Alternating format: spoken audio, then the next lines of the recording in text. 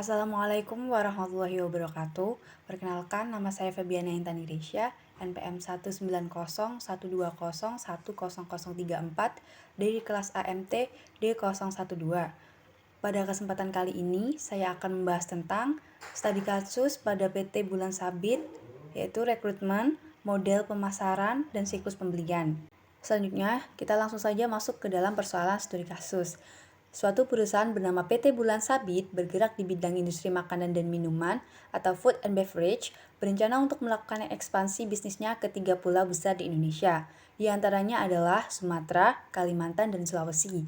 Masing-masing cabang dipimpin oleh seorang general manager dari kantor pusat dengan kualifikasi memiliki pengalaman lebih dari 10 tahun, usia kurang dari 50 tahun, bersedia ditempatkan pada area cabang yang dipimpin minimal selama 5 tahun, dapat membuat strategi pemasaran dan pemilihan perusahaan cabang. Di sini saya akan berperan sebagai general manager yang siap dimutasi ke kantor cabang perwakilan. Untuk itu, yang pertama saya akan membuat rekrutmen untuk mengisi jabatan yang kosong dengan menggunakan aplikasi yang sesuai. Adapun posisi yang dibutuhkan adalah staf produksi, digital marketing, HR staff, dan finance admin.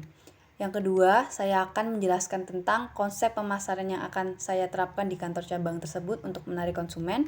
Dan yang ketiga adalah saya akan menjelaskan siklus pembelian yang akan saya terapkan di kantor cabang tersebut. Untuk membuat aplikasi rekrutmen karyawan kali ini, saya akan menggunakan aplikasi Odoo. Yang pertama kita search di Google terlebih dahulu.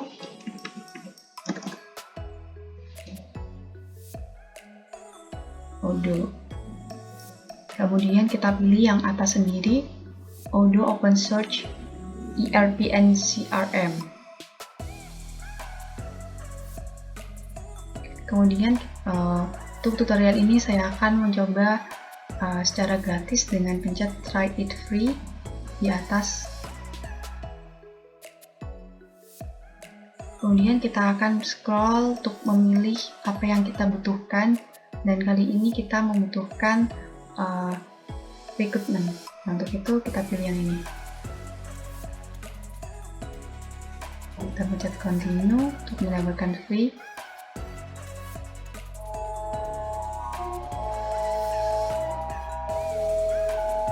Dan kita daftar terlebih dahulu.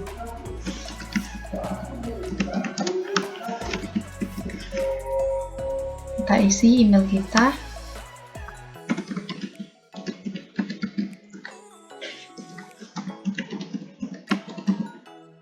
Terus nama perusahaan kita PT Bulan Sabit. Dan untuk kan sehubungan dengan saya seorang adalah pelajar, maka kita isi dengan seorang pelajar ya, dengan komponis. Oke, kita start sekarang. Company harus diisi teman-teman.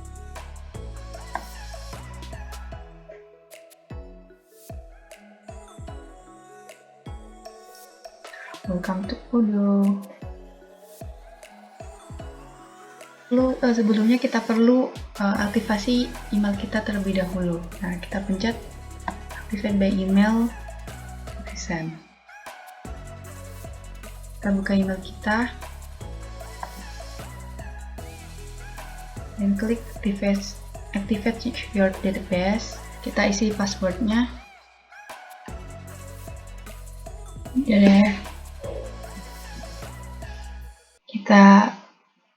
kita bisa invite teman kita, dan sebelum kali ini saya akan skip terlebih dahulu dan kita langsung go to Bulan Sabit. Masukkan email kita yang kita daftar tadi.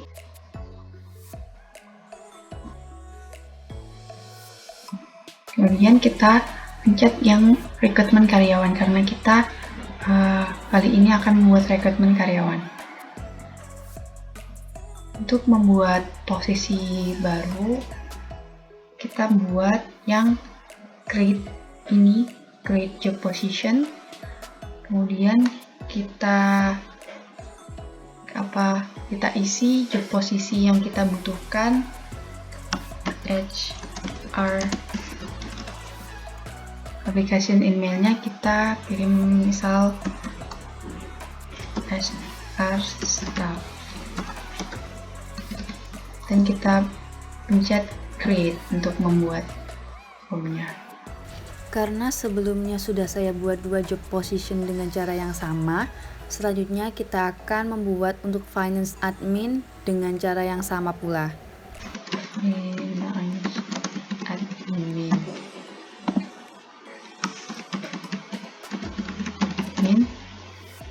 Create.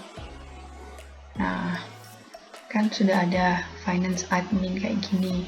Nah, ini masih belum ada null application. Nah, udah bukan? Untuk proses selanjutnya, jika kita sudah selesai membuat lowongan-lowongan seperti ini, maka jika belum ada mendaftar, maka ini seperti not application, berarti belum ada yang mendaftar kayak gitu. Berarti yang kayak ada satu new application kayak gini, berarti sudah ada pendaftar. Oleh karena itu, untuk kita rekrutnya, kita pencet yang ini untuk melanjutkan proses ke tahap selanjutnya. Andriono Prasetya sendiri mendaftar sebagai staf produksi di PT kami, dan menurut saya kualifikasinya mungkin sudah cukup memenuhi, maka kita akan lanjut ke proses interview. Maka itu kita perlu menggeser Andriono Prasetya ke first interview untuk proses interview yang pertama. Nah, untuk proses interview pertama kali ini tuh sebelumnya tuh pasti sudah dikirim pemberitahuan melalui email dari PT Bulan Sabit ke pihak Andriono sendiri untuk melakukan aplikasi di waktu dekat. Nah, jika kita sudah melakukan wawancara interview yang pertama, dan menurut kita Andriono Prasetya ini cukup mumpuni dan menurut kita bagus, maka kita dapat klik di icon bulat ini untuk ready for next stage. Nah, terus kita pencet ke second interview-nya untuk proses interview selanjutnya, dimana kita sudah record ini kayak aktivitasnya sudah ke record, dan untuk interview yang kedua kali ini dirasa sudah cukup mumpuni juga dan dia merasa lolos, maka selanjutnya kita akan ke kontrak proposal, maka dia juga ready for next stage. Kemudian kita pencet kontrak proposal, dan selesai kontrak proposalnya, kita pencet juga untuk proses selanjutnya ready for next stage.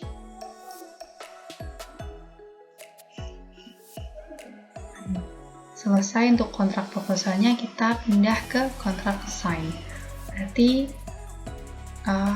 Andriono sukses menjadi anggota staf produksi kita. Di sini dapat kita lihat di application, dan kita pencet yang all application ini, itu kita dapat melihat siapa saja yang sudah kita terima untuk di posisi yang kita butuhkan. Seperti ada Putri Aurora yang kita terima sebagai digital marketing, dan Andriono juga yang kita terima sebagai staf produksi. Selanjutnya, saya akan menjelaskan tentang model pemasaran yang akan saya terapkan pada kantor cabang tersebut. Yang pertama, memilih lokasi yang strategis, karena lokasi yang strategis memungkinkan lebih terlihat oleh para calon konsumen dibandingkan di lokasi yang kurang strategis. Hal ini akan mendorong mereka untuk melakukan pembelian yang dapat meningkatkan penjualan. Yang kedua adalah melakukan promosi. Promosi dilakukan untuk memberitahukan atau menawarkan produk kita kepada masyarakat. Promosi harus dilakukan dengan cara yang menarik agar konsumen dapat tertarik dan tidak merasa bosan. Contoh Strategi pemasaran ini yaitu dengan memasang iklan, leaflet, atau pamflet, brosur, dan lainnya. Yang ketiga, memanfaatkan media sosial. Seperti yang kita ketahui, di era digital sekarang ini, media sosial sangat berperan penting sebagai pemasaran yang ampuh karena hampir setiap kalangan dan lapisan masyarakat Indonesia sangat aktif dalam menggunakannya. Melalui media sosial, perusahaan dapat berhubungan dan menjalin interaksi secara luas dengan beragam audiens. Selain itu, biaya yang dikeluarkan juga relatif murah jika dibandingkan dengan media pemasaran lain dengan hasil yang cukup menjanjikan. Strategi pemasaran media sosial juga memungkinkan perusahaan untuk memilih segmen yang sesuai dengan produk yang akan kita pasarkan, sehingga produk yang ditawarkan pada akhirnya memiliki peluang tinggi atas penjualan. Dan saat ini media sosial yang masih populer di kalangan masyarakat adalah Instagram, Facebook, TikTok, dan Twitter. Yang keempat, memberi penghargaan untuk testimoni pelanggan. Suatu produk dapat dinilai berkualitas jika mendapatkan kepercayaan yang tinggi dari masyarakat. Hal ini bisa kita peroleh jika produk kita ada yang merekomendasikannya. Untuk mendapatkan testimoni atau rekomendasi dari pembeli, kita dapat memberikan apresiasi atau penghargaan berupa insentif. Insentif tidak perlu berupa uang, tetapi bisa juga dalam bentuk seperti voucher diskon atau hadiah. Melalui penawaran insentif yang akan kita berikan, secara tidak langsung kita telah mendapatkan dua target pasar sekaligus, yaitu pelanggan yang loyal dan calon pembeli yang melihat testimoni tersebut. 5. Menjalin hubungan baik dengan pelanggan.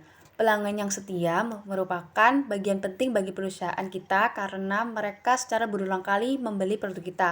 Hal ini berarti pemasukan rutin yang kita dapatkan tidak lepas dari loyalitas pelanggan. Maka dari itu, agar tidak kehilangan pembeli di tengah persaingan banyaknya kompetitor, maka yang dapat kita lakukan adalah memberikan apresiasi atau penghargaan kepada pelanggan yang loyal. Penghargaan tersebut dapat berupa mengirimkan hadiah untuk mereka yang mengirimkan masukan atau saran yang mereka sampaikan, termasuk menghadirkan customer service yang tepat dan responsif. Ketika strategi pemasaran produk kita sudah kita jalankan sesuai rencana, maka sebaiknya juga diiringi dengan sistem perusahaan yang dapat memudahkan pelanggan kita dalam melakukan pembelian produk. Salah satunya adalah kita dapat memberikan kemudahan dalam pembayaran dengan melalui berbagai saluran pembayaran yang tidak merepotkan. Dan yang terakhir, saya akan menjelaskan tentang siklus pembelian yang akan saya terapkan pada kantor cabang tersebut. Saya menawarkan pemesanan pembelian melalui perusahaan PT Bulan Sabit, yang siklusnya yaitu yang pertama, perusahaan akan melihat permintaan pembelian konsumen terlebih dahulu, kemudian sebelum barang diproses, konsumen harus melakukan pembayaran uang muka terlebih dahulu sebagai persyaratannya. Jika pembayaran uang muka selesai, konsumen akan mendapatkan faktur pembelian sebagai bukti transaksi. Setelah itu, pesanan konsumen akan diproses oleh perusahaan. Setelah proses pengemasan selesai, perusahaan akan mengirimkan barangnya kepada konsumen. Setelah pengiriman barang telah selesai, konsumen wajib melunasi barang yang dipesan. Jika barang tersebut mengalami cacat atau rusak karena kesalahan perusahaan, maka konsumen dapat mendapatkan pengembalian dengan cara mengajukan pengembalian di website perusahaan atau bisa menghubungi kontak admin perusahaan. Sekian penjelasan dari saya. Mohon maaf apabila ada kesalahan. Wabillahi taufiq walhidayah. Wassalamualaikum warahmatullahi wabarakatuh.